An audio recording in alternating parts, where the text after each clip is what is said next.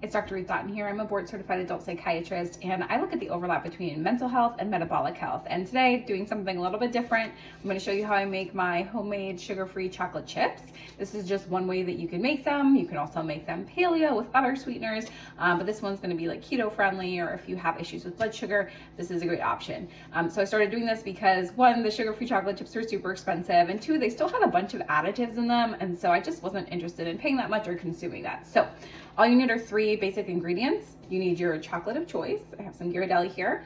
Only ingredient is unsweetened chocolate, some coconut oil, and whatever sweetener you want to use. I have allulose here. This one's nice because it doesn't have a weird aftertaste, and it also is already pretty powdered. If you use one of the more granulated sweeteners, then it's best if you pulse it in a food processor so that it becomes powdered, so that the texture of the chocolate chip isn't messed up.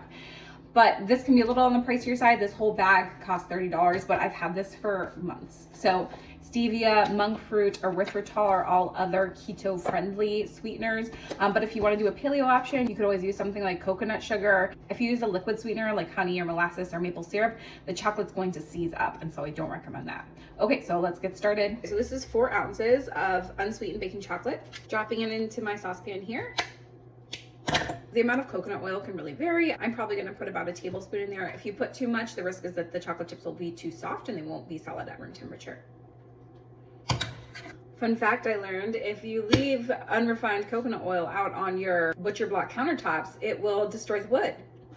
So make sure you store that away in the cabinet. So as far as the amount of your allulose, it's really just sweetening to taste. I probably put about 3.5 heaping scoops, which comes out to probably around 1/4 to 1/3 of a cup.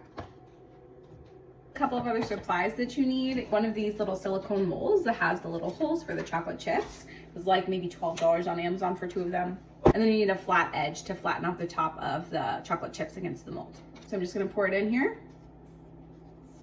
And then we just scrape the flat edge across it until it's all evenly distributed.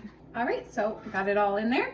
So I'm just gonna pop it in the freezer for 10-15 minutes and it'll be good to go. If you like this video, feel free to share it. And if you have any other suggestions for other things you could sweeten it with or other ways you could use this little mold, feel free to share in the comments below. Wishing you all good mental health today. I'll see you in the next one.